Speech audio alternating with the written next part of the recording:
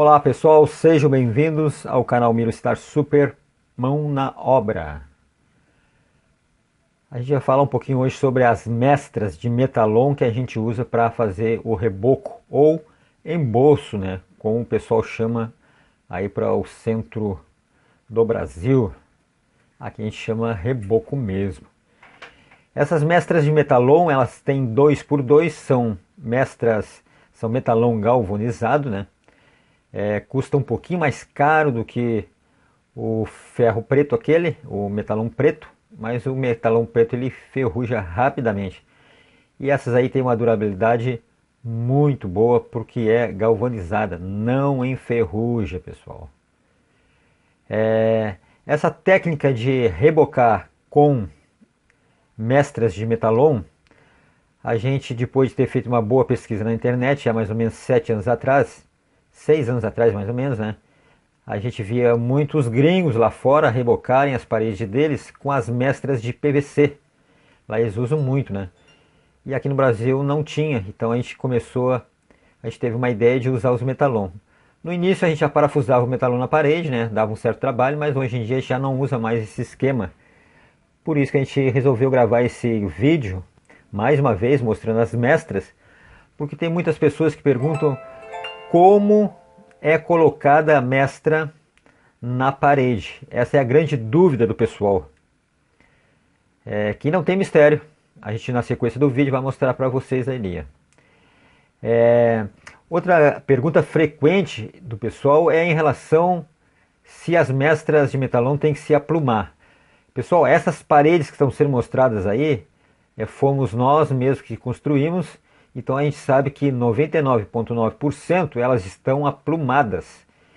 E quando é a parede que está quase que totalmente aplumada, né, e a parede não vai ter revestimento cerâmico, não precisa colocar plumo não, tá bom? Agora, se você pegar uma parede fora do plumo, mesmo assim ainda tem o recurso de se preencher um pouquinho por debaixo delas, né, com uma massa ou um pedacinho de cerâmica, para dar o preenchimento necessário nelas, né, para colocá-las no plumo.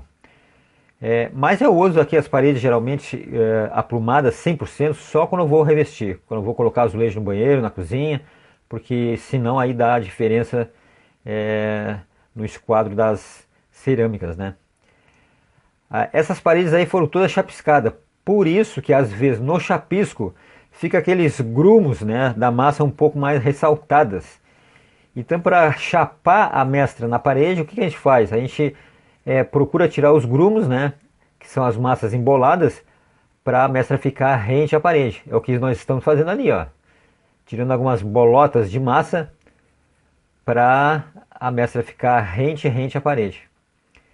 Ela tem 2 centímetros, como eu já falei, né? Então quer dizer que a espessura do reboco ele se torna quase que padrão, 2 centímetros. Para falar a verdade para vocês, ó, antes, obviamente, né, quando a gente começou nas construções, a gente usava aquelas taliscas, né, de madeirinha ou de, senão de retalhos de cerâmica, mas aquilo é um saco. É um saco porque além de estar aprumando elas ali, tem que correr primeiro a mestra com a massa, né? E depois vai puxar o pano com a régua sempre enterra na massa ali.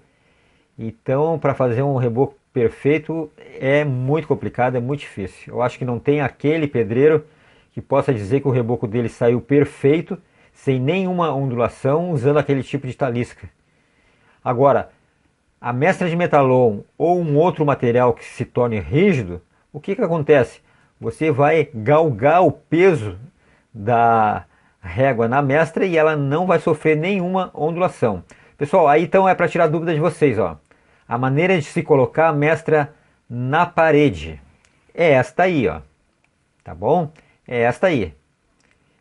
Sem mistério nenhum, coloca a mestra e já vem colocando uma chapada de massa para a mestra não cair da parede. Então não tem mistério nenhum, é jogo rápido, é tranquilo, sem muito estresse.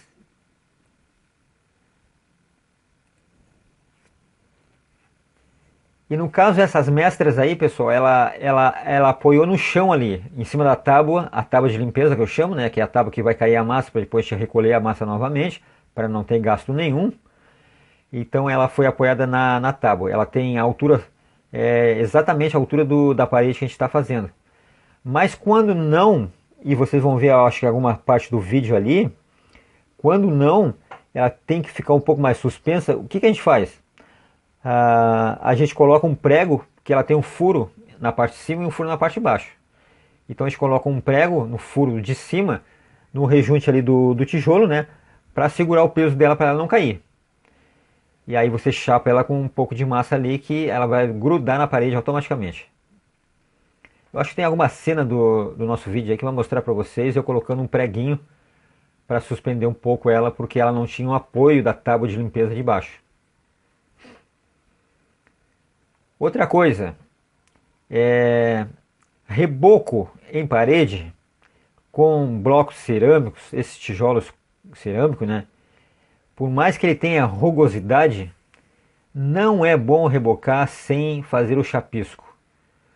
Por causa que a cerâmica ela é lisa, né? Eu já vi muitas pessoas rebocando sem chapisco e afirmarem que não tem importância nenhuma o chapisco. Respeito a opinião de todos, né? Mas também eu tenho a minha opinião formada de que sem chapisco a parede torna-se um risco para futuramente o reboco começar a descolar da parede. Principalmente com tijolo cerâmico, esses liso, né? Que a cerâmica ela é muito lisa mesmo, ela chega a ter um brilho na cerâmica. Então você imagina a gente está chapando massa ali de 2 centímetros ou 1,5 cm. Futuramente ela começa a querer se desgrudar da parede porque não tem a rugosidade suficiente para manter aquele pano de massa na parede. Eu ainda chapo a parede, o reboco, né, com colher de pedreiro. Mas tem muita gente por aí na internet rebocando com pá, desempenadeira, diabo 4, né? São os famosos vídeos virais que tem milhões de acessos para ver um entre aspas, né, dizendo que é profissional chapando massa na parede com pá. É claro que aquilo ali ele fez somente para fazer aquele vídeo. Eu quero ver ele fazer o dia todo chapando massa com pá na parede. Mas fazer o quê? Essa massa aí é uma massa fina. A gente está usando areia fina. É areia peneirada, areia grossa peneirada, na verdade, né? Então o nosso traço é 5 baldes de areia peneirada, né, fina. Um balde, ou quase um balde. Não chega a ser um balde cheio de cal hidráulica e não chega a ser um balde cheio de cimento. E é uma massa bem homogênea, que na minha opinião é uma massa boa, pelo menos para nós aqui na nossa região, né, fazer esse tipo de trabalho. Essa parede ela é bem alta ali, ó. Então para chapar a massa na parte de cima, tem que até subir um pouco da escada, né? Que senão a gente passa um bom trabalho. Eu volto a falar nas mestras de metalão, pessoal, que é a essência do nosso vídeo de hoje, que é um pouco longo. Ele vai dar mais ou menos aí uns 15 minutos de vídeo. Voltando ao assunto das mestras. Outra coisa que o pessoal pergunta muito é se essas mestras são reutilizáveis. Obviamente que são, né? Elas são de ferro, metalão de ferro galvanizado, né? Então elas não podem ficar definitivas ali, elas têm que sair para ser reutilizada em outros trabalhos. O tempo de colocação de uma mestra na parede, olha, é tão rápido que eu ainda não cronometrei, mas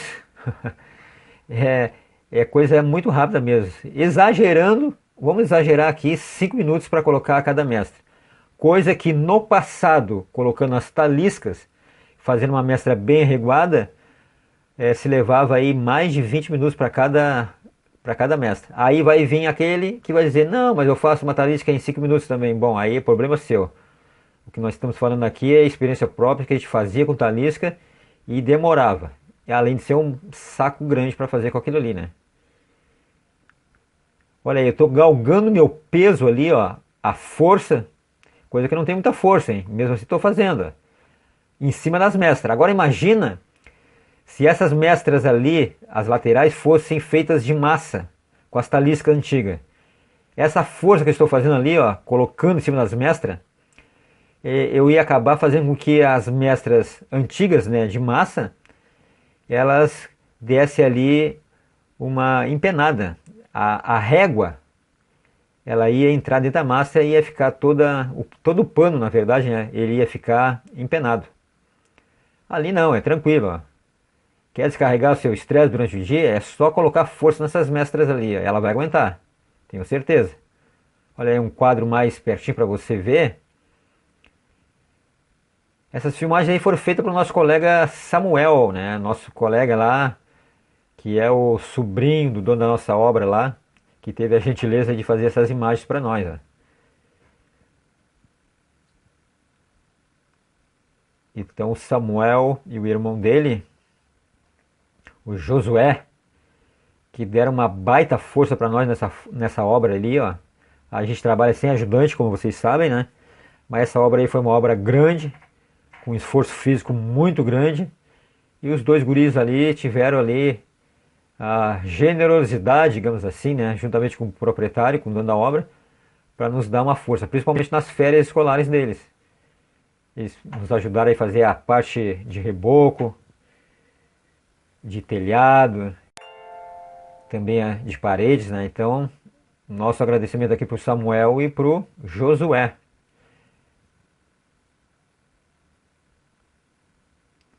Então essas são as mestras, pessoal, que vocês perguntam muito aí como a gente usa, se ela é reutilizável, tá aí todas as dicas para vocês, que na minha opinião, né, esta é minha opinião, tá bom? Não tem coisa melhor. Já se foi o tempo de usar talisca de madeira, de azulejo, respeito todo aquele profissional que ainda usa, né? Mas não custa nada vocês tentarem usar esse tipo de mestra ali, ó, porque a partir do momento que vocês começarem a usar, vocês vão ver que o trabalho, né, o serviço, além de render, ele fica com uma qualidade melhor. E voltando só àquele assuntinho que a gente estava comentando, que se a parede, essa é uma grande dúvida do pessoal, que sempre me pergunta, tá, Miro, mas e se a minha parede estiver muito fora do prumo? Bom, para começar, ela já foi feita errada. Se ela está fora do prumo, muito fora do prumo, ela já foi feita errada, né? A pessoa que fez ela fez o trabalho errado. Mas se mesmo assim, se ela estiver muito fora do prumo, for pouca coisa, vamos supor 3 centímetros, 2 centímetros, mesmo assim dá para usar esse tipo de mestra aí, como eu falei, né? Faz um preenchimento por detrás dela, coloca o prumo e toca a ficha na mestra, porque vai dar para usar. Aí eu fiz questão de mostrar para vocês, ó, porque tem muitas pessoas que não assistem um vídeo até o final e já começam a largar as bombas, né?